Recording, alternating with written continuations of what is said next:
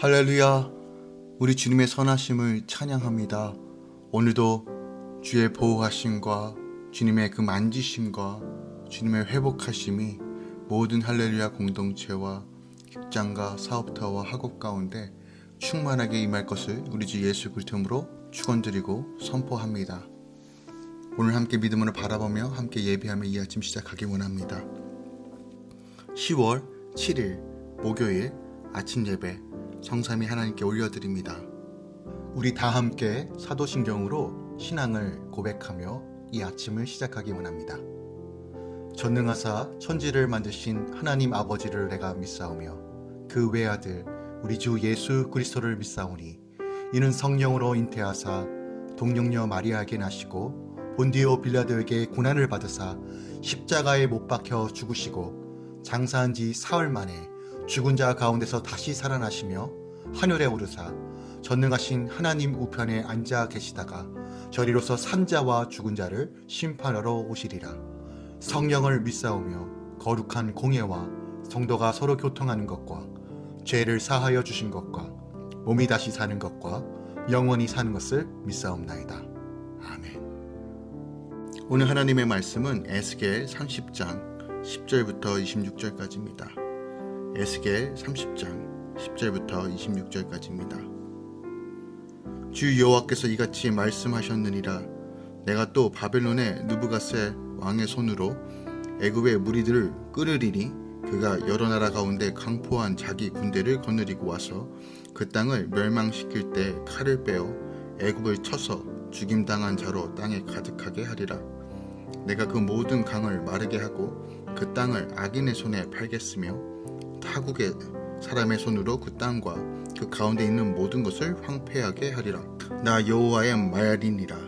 주 여호와께서 이같이 말씀하셨느니라. 내가 그 우상들을 없애며 신상들을 높 가운데에서 부수며 애굽 땅에서 왕이 다시 나지 못하게 하고 그 땅에 두려움이 있게 하리라. 내가 바드로스를 황폐하게 하여 소환에 불을 지르며 노 나라를 심판하며 내 분노를 애굽의 견고한 성읍신에 쏟고 또 노 나라의 무리를 끊을 것이라. 내가 애굽에 불을 일으키리니 신나라가 심히 근심할 것이며 노 나라는 찢겨 나누일 것이며 높 나라가 날로 대적이 있을 것이며 아웬과 비베셋의 장정들은 칼에 엎드려질 것이며 그 성읍 주민들은 포로가 될 것이라. 내가 애굽의 멍에를 꺾으며 그 교만한 권세를 그 가운데서 그치게 할 때에 드합느헤스에서는 날이 어둡겠고 그 성읍에는 구름이 덮일 것이며 그 딸들은 포로가 될 것이라. 이같이 내가 애굽을 심판하니니 내가 여호와인 줄 그들이 알리라 하셨다 하라. 11째 해 첫째 달 7째 날에 여호와의 말씀이 내게 임하여 이르시되 인자야 내가 애굽의 바로의 왕 팔을 꺾었더니 칼을 잡을 힘이 있도록 그것을 아주 싸매지도 못하였고 약을 붙여 싸매지도 못하였느니라. 그러므로 주 여호와께서 이같이 말씀하셨느니라. 내가 애굽의 바로 왕을 대적하여 그 두 팔 곧 성한 팔과 이미 꺾인 팔을 꺾어서 칼이 그 손에 떨어지게 하고 애굽 사람을 뭇나라 가운데로 흩으며 뭇 백성 가운데로 해칠지라. 내가 바벨론의 왕의 팔을 견고하게 하고 내 칼을 그 손에게 넘겨주려니와 내가 바로의 팔을 꺾으리니 그가 바벨론 왕 앞에서 고통하기를 죽게 상한 자의 고통하듯 하리라. 내가 바벨론의 왕의 팔을 들어주고 바로의 팔을 내려트릴 것이라. 내가 내 칼을 바벨론의 왕의 손에 넘기고 그를 들어 애굽 땅으로 치게 하리니 내가 여호와인 줄을 그들이 알리라. 내가 애굽 사람을 나라들 가운데로 흩으며 백성들 가운데로 해치리니 내가 여호와인 줄 그들이 알리라. 아멘. 하나님의 말씀입니다. 오늘 본문은 주변 나라에 대한 심판 마지막 7번째로 유다로 하여금 하나님 대신 믿고 의지하게 하였던 애굽에 대한 심판의 예언 기사가 담겨져 있습니다.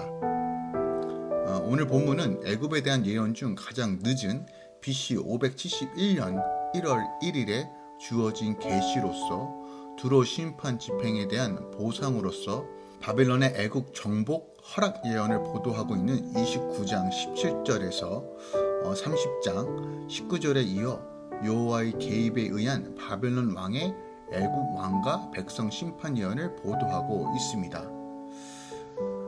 어제 본문에 이어서 오늘은 10절부터 12절까지는 바벨론에 의한 살육이 일어날 것을 예언하고 있는 세 번째 예언이 담겨져 있고, 또 네 번째 예언으로서 13절부터 19절까지 여호와의 심판을 주도해 각각 그 모든 것들이 부각되고 있습니다. 그리고 20절부터는 예언이 주어지고 있는데, 이 예언에 의하면 본 예언은 BC 586년 1월 7일에 주어졌습니다.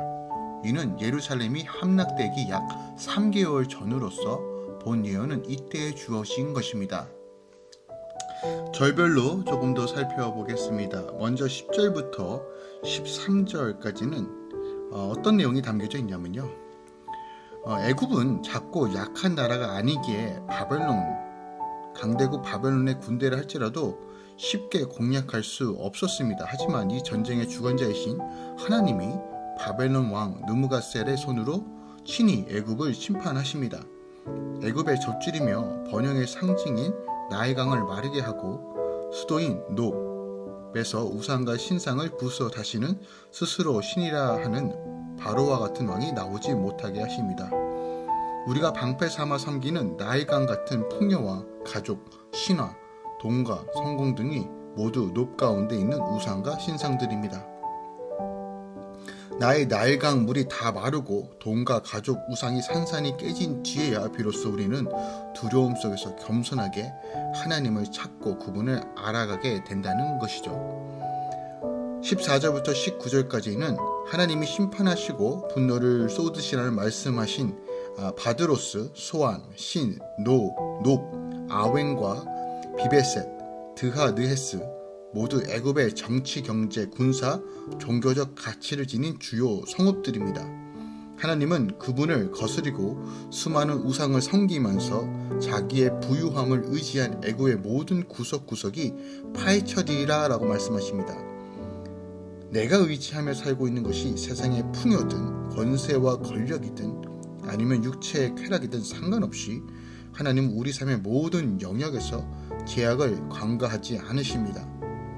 지금 내가 염려와 두려움 없이 교만과 제약에 사로잡혀 살고 있다면 애굽의 성읍들이 당한 것과 같은 심판과 넘어짐이 장차 올 것을 우리는 늘 깨닫고 돌이켜야 한다는 것이죠.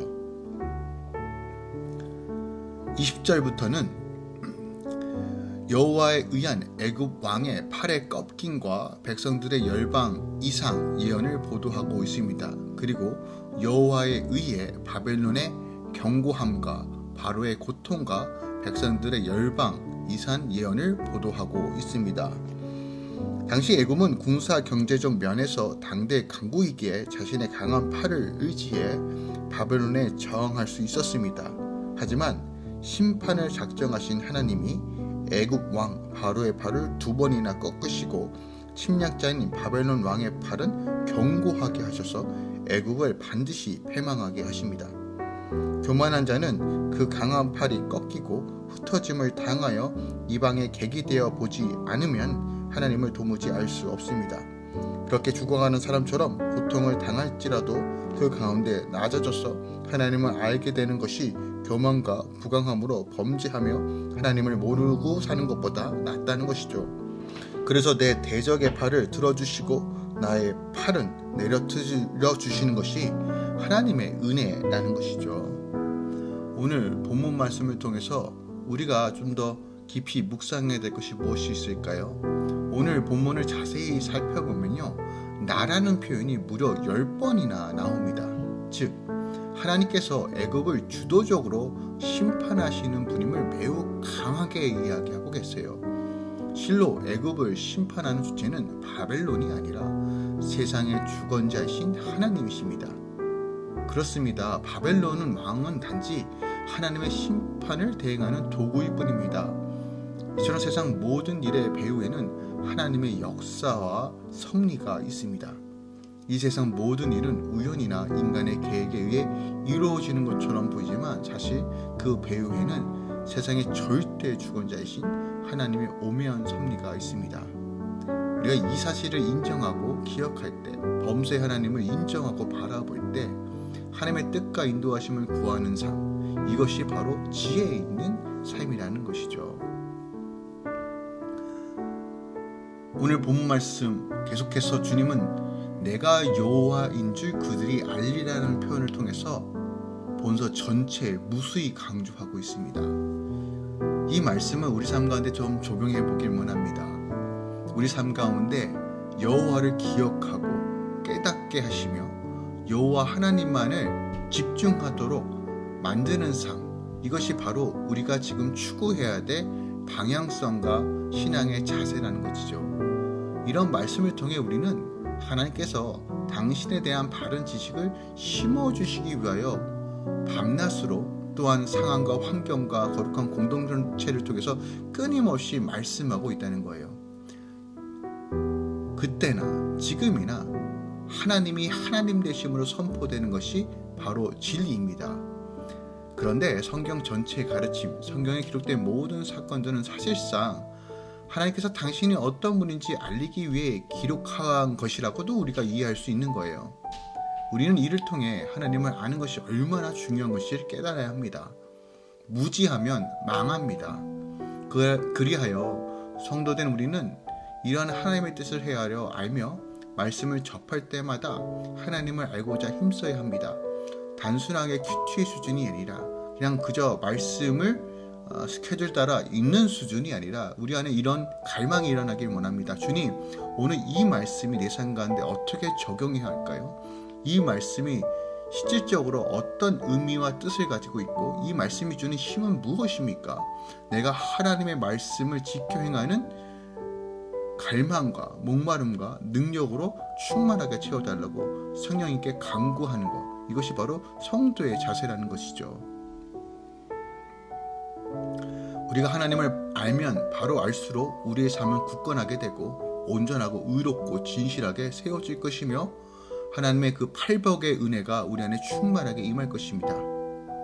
우리로 하여금 하나님 자신을 알리시는 하나님은 실로 전능하실 뿐만 아니라 신실하시며 진실하신 분이며 은혜로우시며 복되신 분이기 때문입니다. 오늘 이 아침에 여호와만 바라보며 오직 하나님만 주목하며 하나님 앞으로 나아가며 아버지의 이름이 거룩하게, 아버지의 나라가 이 땅 가운데, 아버지의 뜻이 내 삶 가운데 충만하게 이루어질 것을 같이 믿음으로 고백하며 말씀 가운데 주님께 집중하는 삶 살기 예수 그리스도 이름으로 축원드립니다. 기도하겠습니다. 주님, 애굽의 심판을 통해서 하나님이 하나님 되심을 분명하게 보이시는 하나님, 지금도 모든 역사의 주관자 되시며 개개인의 삶을 통치하시고 인도하시는 하나님, 그 어느 것도 우연이 없습니다. 하나님의 통치와 나라 가운데 있습니다. 주여, 오늘도 우리가 그 하나님을 분명하게 보기 원합니다. 우리가 그 하나님을 분명하게 깨닫기 원합니다. 그 하나님이 나의 아버지 되심이 믿어지는 은혜가 있게 하여 주시옵소서.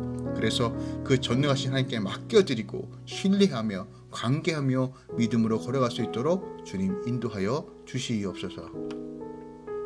이제는 우리 주 예수 그리스도의 은혜와 우리 하나님 아버지의 놀라우신 사랑과 성령님의 내주셨던 충만 역사하심이 하나님을 기억하고 명심하며 주의 뜻대로 살길 소망하는 할렐루야 모든 공동체의 일원들과 또한 함께 이 시간 믿음으로 기도하며 예배하는 주의 성도들의 삶 가운데 이제부터 영원까지 함께 있을지어다.